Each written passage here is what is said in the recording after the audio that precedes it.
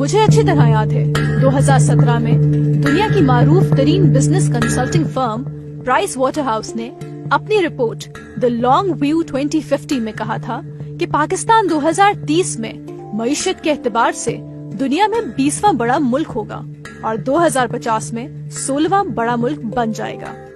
لیکن اس کے برعکس وزیر اعظم عمران خان کی قیادت میں پاکستان کے مالی حالات ترقی سے تنزلی کی جانب گامزن رہے.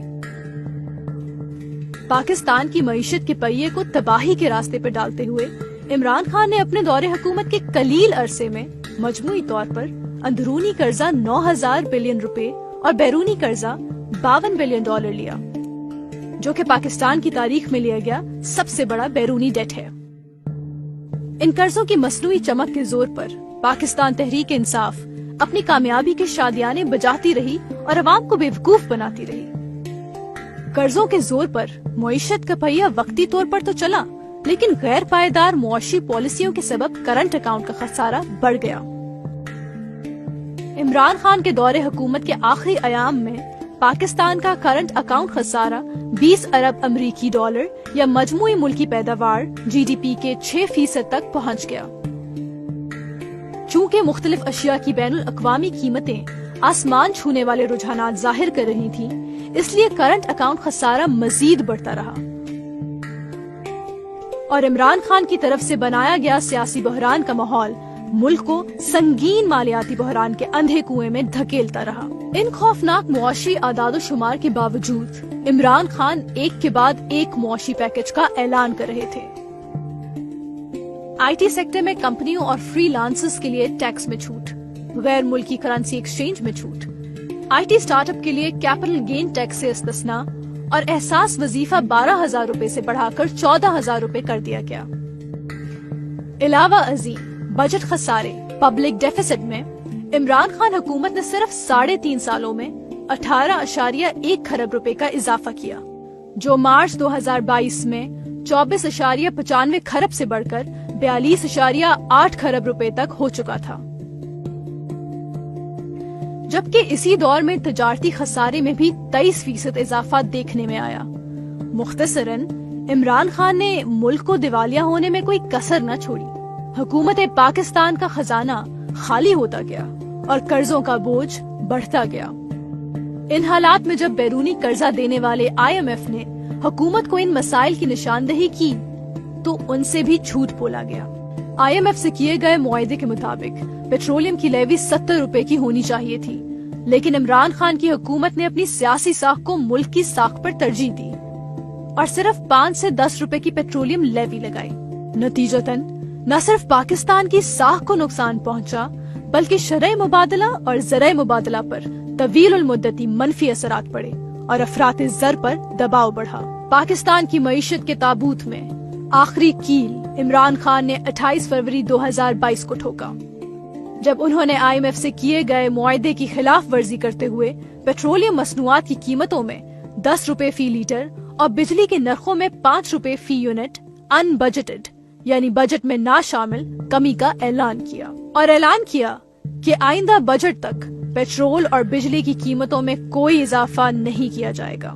اس غلط پالیسی کے نتیجے میں ملک کو 4 ارب ڈالر کا فوراً نقصان اٹھانا پڑا. نتیجتاً نہ صرف ملک کا خزانہ خالی ہوا بلکہ IMF کا حکومت کے وعدوں پر کانفیڈنس ختم ہو گیا اور دیگر بین الاقوامی اداروں کی نظروں میں پاکستان کی ساکھ کو ناقابل تلافی نقصان پہنچا.